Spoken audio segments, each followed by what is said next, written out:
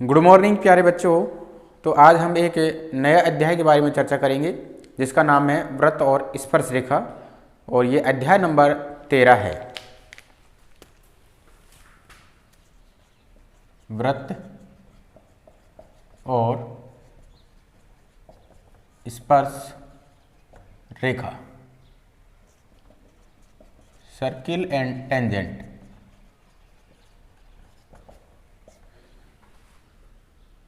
ये 13 अध्याय है।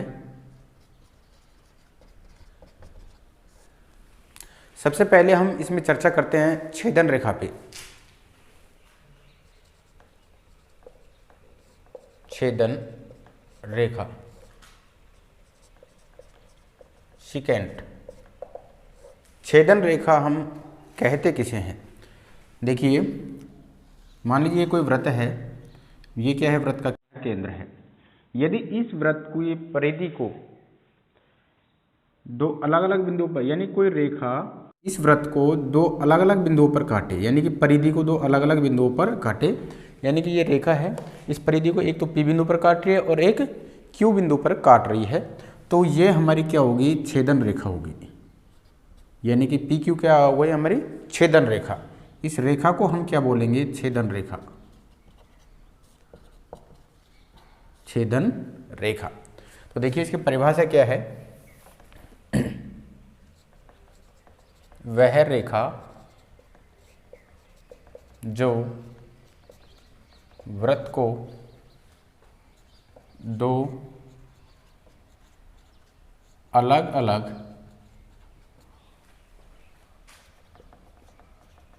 बिंदुओं पर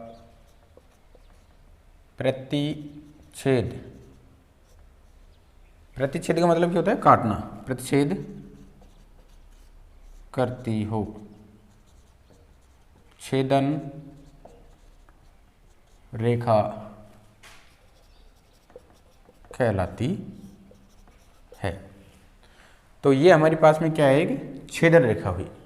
तो हमने छेदन रेखा की क्या देख ली? परिभाषा देखी। अब हम चर्चा करते हैं स्पर्श रेखा पे। स्पर्श रेखा, टेंजेंट। देखिए, ये हमारे पास में कोई वृत्त है। ये वृत्त का क्या है? केंद्र है। मान लीजिए वृत्त पर स्थित कोई बिंदु ये है P। अगर इस बिंदु P से कोई रेखा बिल्कुल स्पर्श करती हुई जा रही है, यानी कि एक ही बिंदु पर प्रतिच्छेद कर रही है, तो इसको हम क्या नाम देंगे? स्पर्श रेखा नाम देंगे। स्पर्श रेखा।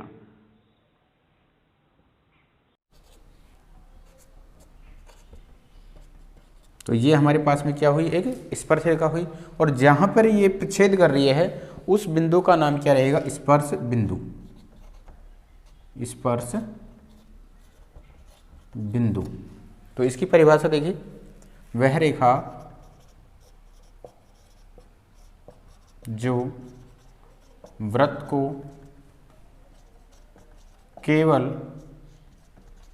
एक ही बिंदु पर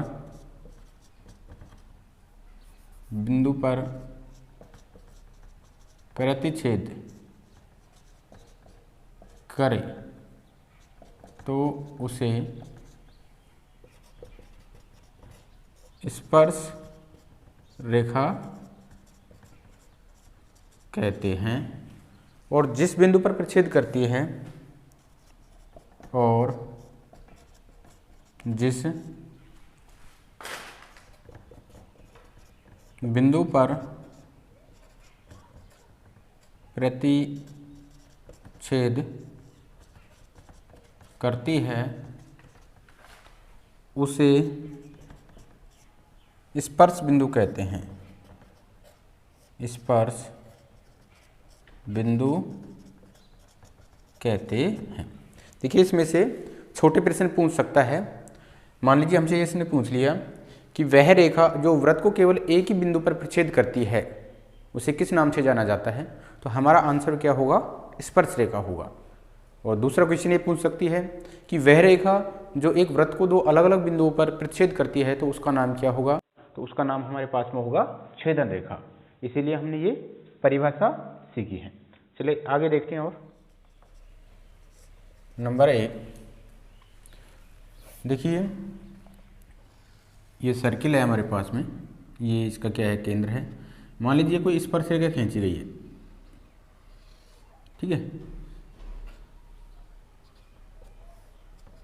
ये ए बी कोई स्पर्श रेखा है जो पी बिंदु पर इसको प्रच्छेद कर रही है, तो ये स्पर्श रेखा है। जब स्पर्श रेखा और स्पर्श बिंदु से जाने वाली रेखा यानी कि त्रिज्या, तो स्पर्श रेखा और त्रिज्या एक दूसरे की क्या होंगी, लंब होंगी। हमें इसको याद रखना है। यानी कि स्पर्श रेखा त्रिज्या पे क्या होती है, लंब होती है। यानी कि त्रिज्या स्पर्श रेखा पर क्या होती है, एक तरीके से लंब होती है, 90 डिग्री का कोण बनाती है। इस पे आधारित हमारे पास में क्वेश्चंस आएंगे। तो हमें ये याद रखना है कि त्रिज्या और स्पर्श रेखा एक दूसरे पे क्या होती है, लंब होती हैं।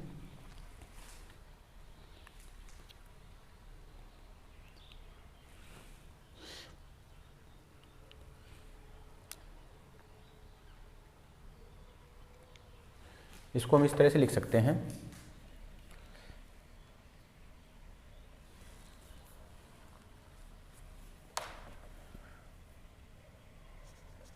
वृत्त के किसी बिंदु से, वृत्त के किसी बिंदु से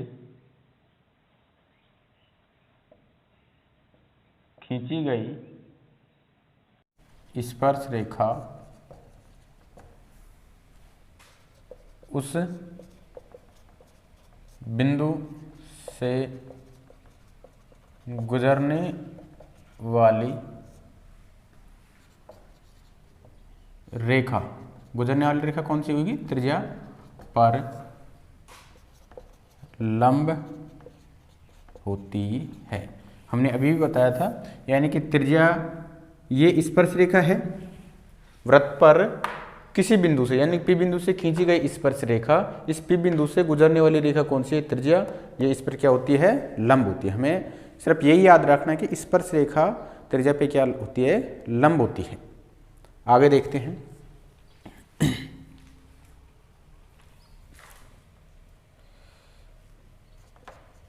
एक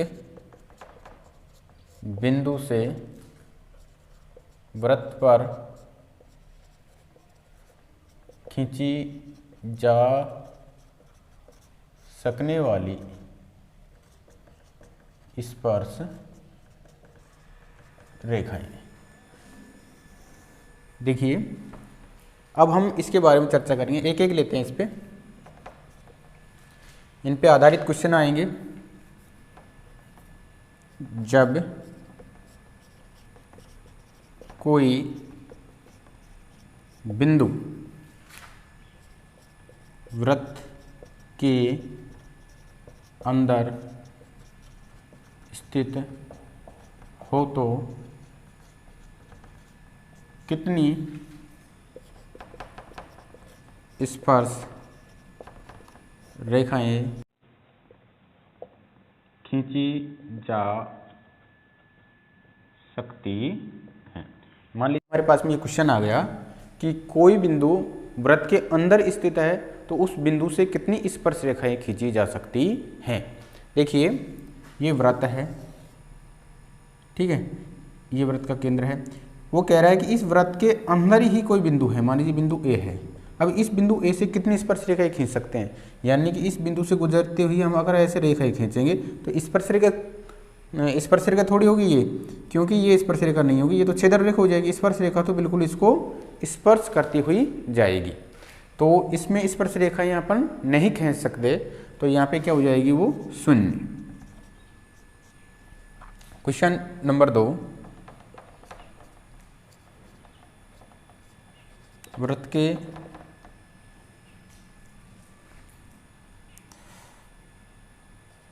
बाहर स्थित बिंदु से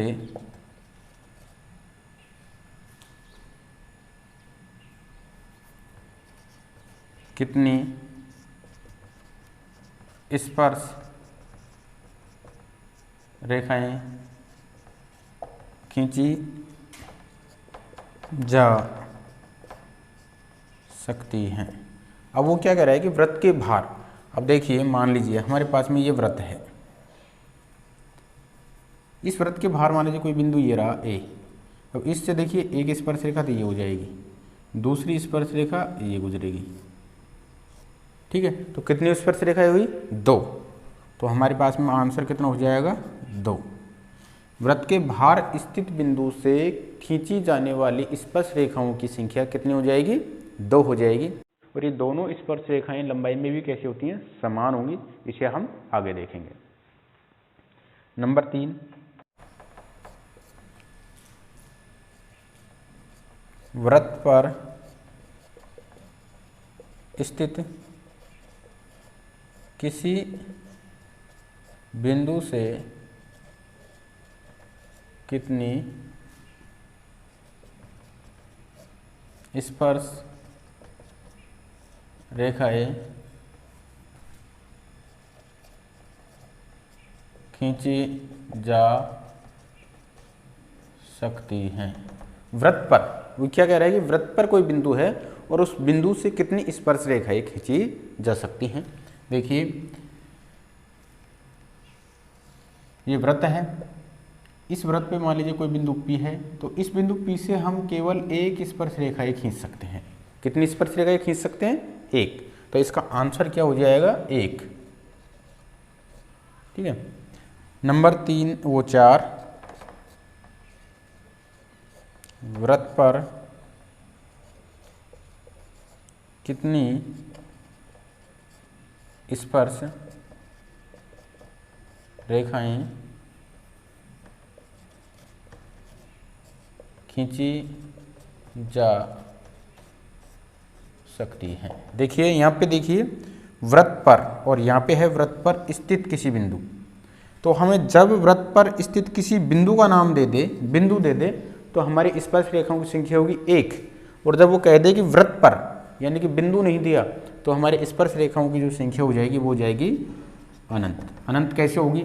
ये वृत्त है, मान लीजिए इस वृत्त पे देखिए कोई बिंदु नहीं दिया था, यहाँ से भी खींच सकते हैं स्पर्श रेखा, इधर से भी खींच सकते हैं, ये भी स्पर्श रेखा खींच सकते हैं, ये भी खींच सकते हैं।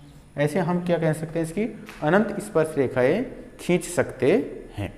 तो चलिए आगे देखते हैं। और इसमें क्वेश्चन नंबर 4 है, किसी वृत्त के केंद्र से 10 सेंटीमीटर दूर स्थित किसी बिंदु से वृत्त पर खींची गई स्पर्श रेखा की लंबाई यदि 4 सेंटीमीटर हो तो वृत्त की त्रिज्या ज्ञात कीजिए। देखिए इस तरह के प्रश्न में हमें चित्र बनाना हुआ। हम सबसे पहले वृत्त बनाएंगे। ये वृत्त बना दिया हमने। ये वृत्त का क्या हो गया? मान लीजिए केंद्र हो गया। वो क्या कह रहा है? वृत्त के केंद्र से 10 सेंटीमीटर की दूरी पर स्थित। अब वृत्त जो है हमारा उससे केंद्र से 10 सेंटीमीटर, मान लीजिए वो इधर यहाँ पे 10 सेंटीमीटर की दूरी पर आ गया। तो ये दूरी, ये कोई बिंदु है और इसका नाम ले लिया हमने P। जो ये दूरी दे रखी है, यानी कि कोई बिंदु वृत्त के केंद्र से 10 सेंटीमीटर की दूरी पर स्थित है, यानी कि ये दूरी आ गई हमारे पास में 10 सेंटीमीटर। और हमें जो स्पर्श रेखा की जो लंबाई है, अब देखिए इस P बिंदु से स्पर्श रेखा या तो इधर खींचेगी या इधर खींचेंगे। तो ये मान लीजिए यहाँ पे खींच रहे हैं, ठीक है, या हमने स्पर्श रेखा खींच दी, मान लीजिए इसका नाम दे दिया A। अब हमको पता है जब ये केंद्र है और ये वृत्त पर स्थित कोई बिंदु है, तो इसको हम जब मिलाएंगे तो ये क्या हो जाएगी हमारे पास में? त्रिज्या।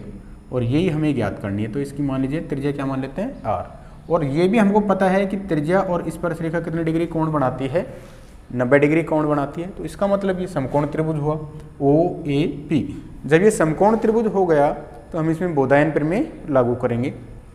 यहाँ पे स्पर्श रेखा की लंबाई कितनी दे रखी है? 4 सेंटीमीटर और त्रिज्या हमें ज्ञात करनी है।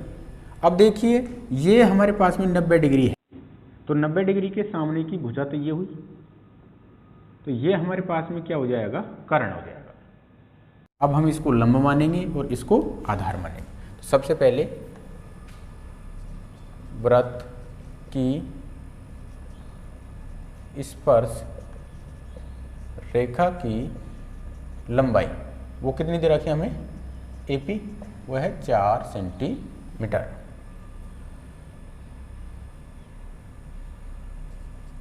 वृत्त के केंद्र से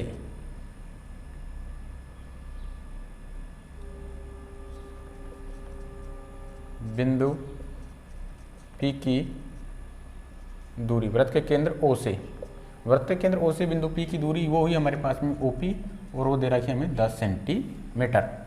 वृत्त की त्रिज्या माना वृत्त की जो त्रिज्या है वो हमारे पास में OA, और वो मान ली 8 सेंटीमीटर। अब हमारे पास में समकोण त्रिभुज बन चुका है।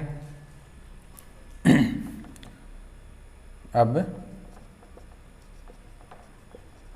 समकोण त्रिभुज OAP में देखिए दे क्या रखा है हमें, OA तो हमें ज्ञात करना ही है, OP 10 सेंटीमीटर दे रखा है, AP वो दे रखी है 4 सेंटीमीटर। हमें निकालना है OA, यानी कि लंब निकालना है। तो OA इसमें बोधायन प्रमेय से लिख देते हैं, बोधायन प्रमेय से OA का स्क्वायर। जब हम लंब निकालेंगे तो हम कर्ण में से क्या घटाएंगे, आधार घटाएंगे। तो कर्ण हमारे पास में क्या है यहाँ पे, OP स्क्वायर। OP क्यों हुआ, क्योंकि 90 डिग्री के सामने की भुजा क्या होती है, कर्ण होती है। तो OP स्क्वायर माइनस, अब आधार क्या बचा हमारे पास में, AP, तो ये AP का स्क्वायर। तो OA स्क्वायर बराबर OP का मान कितना है 10, तो ये 10 का स्क्वायर, AP का मान कितना है 4 का स्क्वायर। OA स्क्वायर 10 का वर्ग किया 100, 4 का वर्ग किया 16, तो OA स्क्वायर बराबर ये हो गया हमारे पास में 10 में से 6 गई तो 4 बच गई, 84। तो OA बराबर हम इसको लिख सकते हैं 84 का अंडर रूट। क्या लिख सकते हैं हम इसको, 84 का अंडर रूट हम इसे लिख सकते हैं।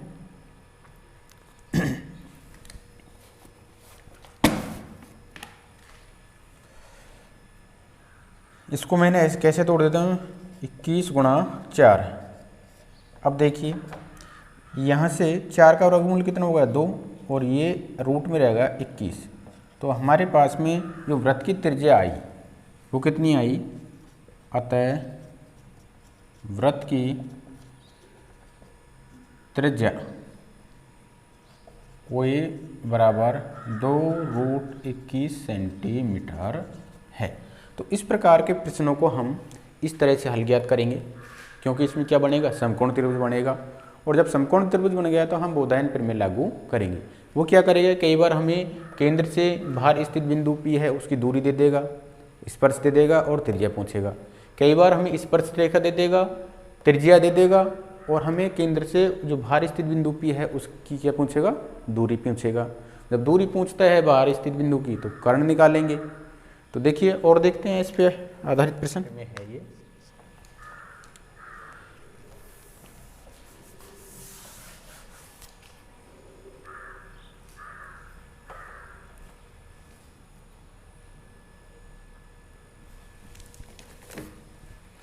प्रमेय हमें दे रखी है, सिद्ध कीजिए कि वृत्त के बाहर स्थित किसी बिंदु से वृत्त पर खींची गई 2 स्पर्श रेखाएं लंबाई में समान होती हैं। बहुत ही इंपॉर्टेंट प्रमेय है और छोटा सा है ये जो प्रमेय है वो बहुत ही छोटी है। मान लीजिए ये कोई वृत्त है,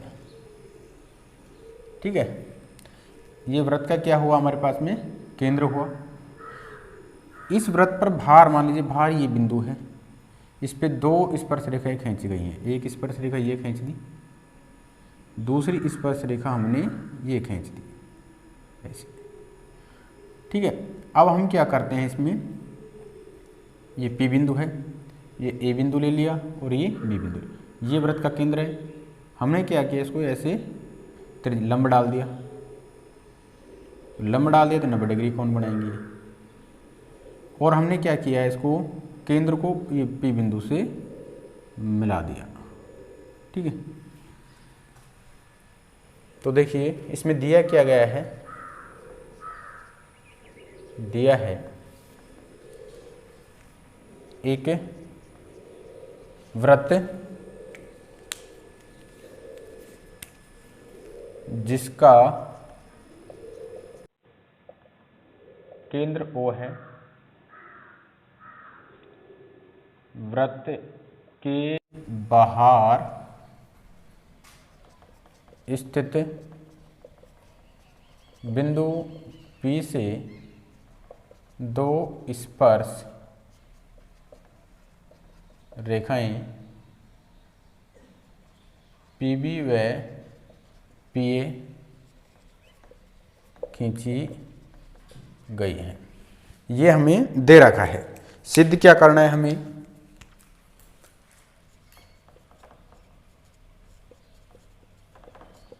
हमें कह रहा है कि वृत्त के जो बाहर बिंदु P है उससे जो स्पर्श रेखाएं खींची गई हैं वो लंबाई में कैसी हों? समान। यानी कि दोनों रेखाएं कैसी होनी चाहिए? समान होनी चाहिए। यानी कि PA बराबर PB, ये जो स्पर्श रेखाएं हैं वो लंबाई में कैसी होनी चाहिए? समान होनी चाहिए। अब रचना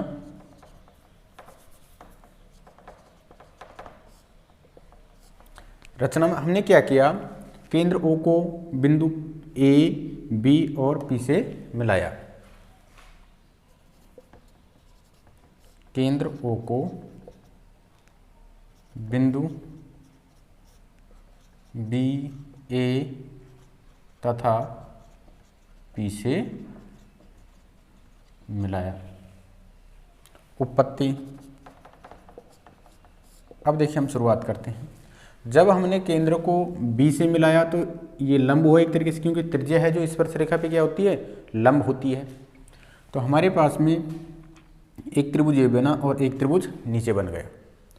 तो हम देखते हैं त्रिभुज OBP व त्रिभुज OAP में। अब देखिए ये दोनों त्रिज्याएं हैं, ये भी त्रिज्या है और ये भी त्रिज्या है। तो एक वृत्त की जो त्रिज्या है वो समान होती हैं। तो हमने लिखा OB बराबर OA, ये हैं वृत्त की त्रिज्याएं। ठीक है। इसमें से OP, ऊपर वाला जो त्रिभुज है उसकी भी एक रेखा OP है और नीचे वाला जो त्रिभुज है उसकी भी रेखा OP है। यानी कि एक तरीके से कर्ण हुआ। ये समकोण त्रिभुज हुआ क्योंकि लंब है तो ये क्या होगा? कर्ण। तो इसका भी कर्ण OP है। तो हम यहाँ लिखेंगे OP बराबर OP, उभयनिष्ठ भुजा। ठीक है। यानी कि एक तरीके से ये कर्ण हुआ। अब हम देखते हैं कौन सा कोण बन रहा है। A कोण समकोण है, यहाँ पे B कोण समकोण है। तो कोण PBO बराबर कोण PAO, ये दोनों कोण कितने डिग्री के हैं? 90 डिग्री के हैं। क्योंकि स्पर्श रेखा और त्रिज्या के बीच में कितनी डिग्री का कोण बनता है? 90 डिग्री कोण बनता है। तो इससे तो हमारे पास में देखिए कर्ण, एक भुजा और उनके बीच में कितनी डिग्री कोण बन रहा है? 90 डिग्री का कोण हमारे पास में बन रहा है। तो देखिए सर्वांग समता के RHS नियम से, ठीक है, नियम से त्रिभुज OBP सर्वांग सम त्रिभुज OAP, ये दोनों त्रिभुज कैसे हो गए? सर्वांग सम हो चुके हैं। जब ये दोनों त्रिभुज सर्वांग सम हो गए तो हमारे पास में PA बराबर PB भी होगा, क्योंकि ये भुजा इसके बराबर हो चुकी है, ये कॉमन भुजा है, तो ये PB बराबर PA हो गया। अतः PB बराबर PA CTC, और यही हमें क्या करना है? सिद्ध करना है, यानी कि इति सिद्धम। तो प्यारे बच्चों, ये प्रश्न बहुत ही छोटा है और एग्जाम में बिल्कुल आने लायक है। तो आप इस प्रश्न की अच्छी प्रकार से प्रैक्टिस करें। और आज के वीडियो में हम इतना ही पढ़ते हैं। मिलते हैं अगले वीडियो में। धन्यवाद।